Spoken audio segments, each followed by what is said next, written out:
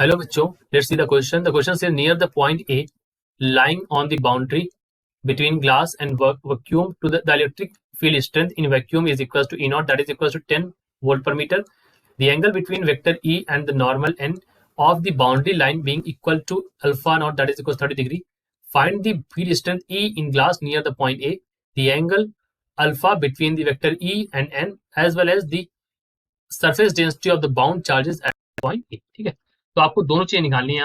यहाँ पर आपको सब कुछ निकालना, जो मैं अभी देखो, सबसे पहले आप क्या निकालोगे, सबसे पहले यहाँ पर निकालोगे सिग्मा की वैल्यू भी निकालनी है, आपको डी की वैल्यू भी निकालनी है। तो हम सब बताते हैं आपको क्या क्या निकालना है। ठीक है, चलिए करते हैं solve. As you can see I have redrawn that diagram. तो इस तरह से हमने यहाँ पर बना दिया। अब यहाँ पर सबसे पहले मैं आपको की कॉन्सेप्ट से भी यहाँ पर बता देता हूँ। देखिए यहाँ पर जो की कॉन्सेप्ट हम यहाँ पर यूज करेंगे, दैट की कॉन्सेप्ट विल बी, सी हमें कंपोनेंट करना आना चाहिए यहाँ पर। देखिए इसको अगर आप लिखना चाहें तो आप लिख सकते हैं। देखिए यहाँ पर मैं लिख सकता हूँ लेट, वो भी मैं बाद में लिखूंगा, सबसे पहले आप ये जान लो कि फॉर्मूला कौन सा यूज होगा। ठीक है, सो आप यूज करेंगे E इज इक्वल टू, क्या लिख सकते हैं, E इज इक्वल टू, या फिर आप ऐसे लिखिए E naught cos alpha naught is equal to, मैं बताते हैं किस तरह से किया है इसको, इज इक्वल टू E, ये बच्चों E यहाँ पर, ये देखो ये हमारा E इलेक्ट्रिक फील्ड E, यहाँ पर इस कैपिटल E और ये कॉस अल्फा। और क्या हो जाएगा यहाँ पर एक और कंपोनेंट। देखिए कंपोनेंट ही आपको यहाँ पर हेल्प करने वाले हैं, तो यही हमारे की कॉन्सेप्ट भी हो जाएंगे यहाँ पर। C dash is equal to E sine of alpha. ठीक है, ये हेल्प करेंगे आपको यहाँ पर सॉल्व करने के लिए। ठीक है, तो अभी करते हैं सॉल्व इसको फर्दर, फिर बताएंगे कि इनको यूज भी कहाँ करना है। ठीक है, तब आपको की कॉन्सेप्ट और भी क्लियर हो जाएगा। सो हम कहते हैं let the field in the dielectric be vector E making an angle alpha with n vector. ठीक है, वेक्टर एन के साथ एक एंगल अल्फा बना रहा है। तो हमारे पास बाउंड्री कंडीशंस क्या होंगे, so these are the boundary conditions that I was explaining over here. तो इनको हम बाउंड्री कंडीशंस के नाम से जानते हैं। ठीक है, ये इक्वेशंस हैं, इनको इन्हीं इक्वेशंस को हम बाउंड्री कंडीशंस के नाम से जानते हैं। So we have boundary conditions, so I am writing the boundary conditions over here.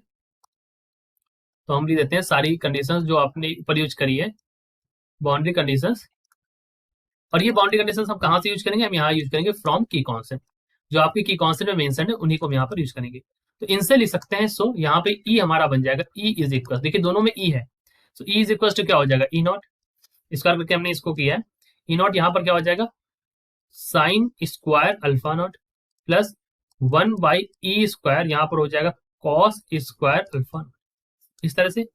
और यहाँ पर और क्या निकलेगा एंड, देखिए कॉस अल्फा भी है साइन अल्फा भी, तो इसको भी सॉल्व कर लीजिए। तो यहाँ पर आपको क्या निकलेगा, यहाँ पर आपको निकल के आएगा tan alpha is equal to E tan alpha, इस तरह से। ठीक है, अब देखिए यहाँ पर मैं बोल सकता हूं दैट इन द डायलेक्ट्रिक, जो डायलेक्ट्रिक है आपका, in the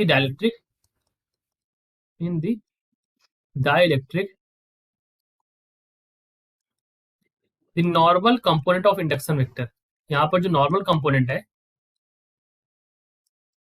component of induction vector, उसकी वैल्यू यहाँ पर क्या हो जाएगी, दैट इज इक्वल टू, यहाँ पर लिखेंगे D N is equal to, ये होता है value D N is equal to epsilon naught E, और यहाँ पर हो जाएगा E N, that is equal to, E की वैल्यू हमको पता ही है तो हम यहाँ पर रिप्लेस भी कर सकते हैं, तो बोलेंगे ई एप्सिलॉन नॉट ई, और ई एन की वैल्यू हो जाएगी E cos alpha, that is equal to epsilon naught E naught, और यहाँ पर हो जाएगा cos alpha naught. Sigma dash यहाँ पर निकालना चाहे तो सिग्मा डैश की वैल्यू हम लिख सकते हैं, sigma dash is equal to क्या हो जाएगा, sigma dash is equal to, देखिए हमसे इलेक्ट्रिक फील्ड स्ट्रेंथ पूछा गया। ठीक है, यही हमको यहाँ पर पता करना था, तो वो हमने निकाला यहाँ पर। फिर उन्होंने कहा है कि as well as surface density of bound charges, surface density भी हमसे पूछा गया। ठीक है, तो सरफेस डेंसिटी भी हम निकालेंगे, sigma dash is equal to P N, that is equal to D N minus epsilon naught E N, that is equal to 1 minus 1 by E. ठीक है, ये हो जाएगा एप्सिलॉन नॉट ई नॉट, यहाँ पर हो जाएगा कॉस अल्फा। यहाँ से सिग्मा डैश की वैल्यू क्या निकल के आएगी, तो फाइनल वैल्यू निकलेगी सिग्मा डैश की एप्सिलॉन माइनस 1 बाई एप्सिलॉन, यहाँ पर हो जाएगा ई नॉट, यहाँ पर हो जाएगा कैपिटल ई नॉट, और यहाँ पर क्या बचा, यहाँ पर बचा कॉस अल्फा नॉट। तो ये हमारी पूरी वैल्यू यहाँ से यहाँ तक का।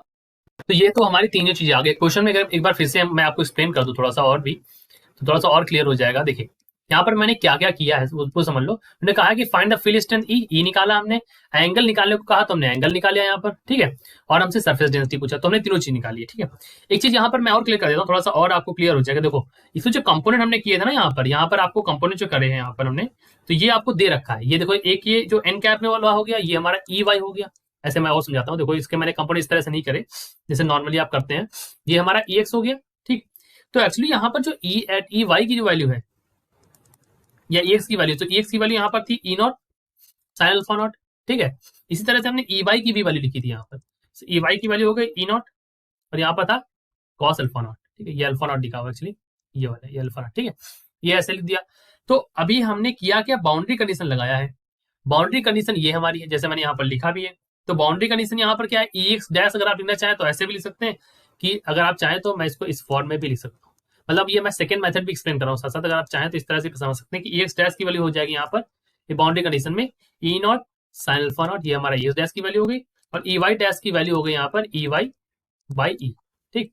ऐसे भी आप लिख सकते हैं इस सभी चीजों को, ठीक है। ये है वही तरीका लिखने का, मैंने इस तरह से लिख दिया।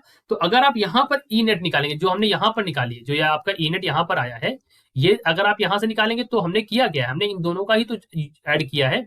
जो हमें यहाँ से मिल रहा था उसी को तो हमने ऐड किया यहाँ पर, साइन स्क्वायर अल्फा हो गया, कॉस स्क्वायर अल्फा हो गया, किया तो हमने यही है यहाँ से। तो यही वैल्यू यहाँ पर हमारी आ गई। तो यहाँ पर अगर आप चाहें तो आप इन दोनों को ऐड कर सकते हैं ऐसे डायरेक्टली। तो यहाँ से E net is equal to क्या हो जाएगा, square root of E x square plus E y square. तो ये चीज जो है ये आपको यहाँ से भी मिल रही है, ठीक है। ये मतलब थोड़ा सा डायरेक्ट मेथड जो हम जनरली करते हैं। तो यहाँ से भी आपको सेम वैल्यू मिल रही है, ये वाली वैल्यू, ठीक। ये वैल्यू आपको यहाँ से मिल गई। फिर आपने यहाँ पर tan अल्फा हमने कैसे निकाला, अगर इसमें डाउट है तो इसको फिर से देख लीजिए, साइन बाई कॉस करेंगे तो ये हमारा वैल्यू आ जाएगा। ये वैल्यू आ गई। फिर हमने डायलेक्ट्रिक वाला डीएन वाला फॉर्मुला यूज किया। फिर हमने इन्होंने कहा था सरफेस डेंसिटी, उसके लिए सिग्मा, सिग्मा की वैल्यू ये निकाल दी। So this is the method that I have used in solving this question. I hope you understood it well. All the best.